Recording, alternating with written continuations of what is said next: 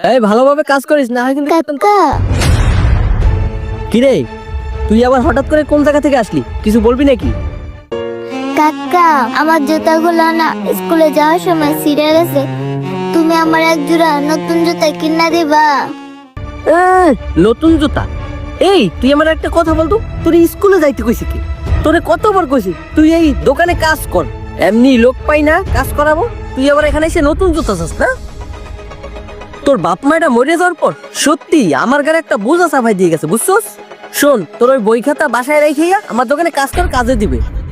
আর কোনো জুতাটা দইব না, যা তাড়াতাড়ি এগুলো রেখেই কাজ কর।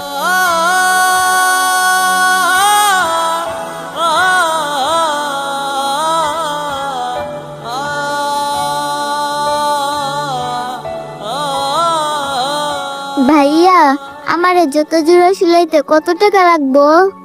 কই দেখি, এটা সিলাইতে 20 টাকা লাগবো।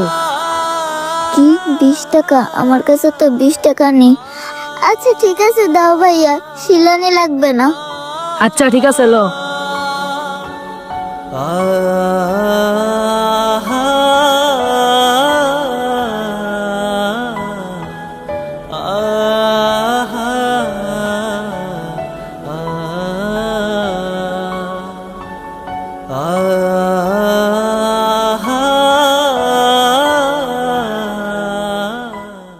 আরে মেয়েটা এখানে কাঁদতেছে আর জুতা বানতেছে, ঘটনাটা কি?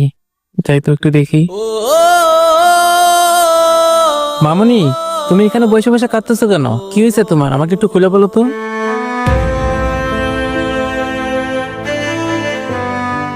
না আঙ্কেল, কিছু হয়নি।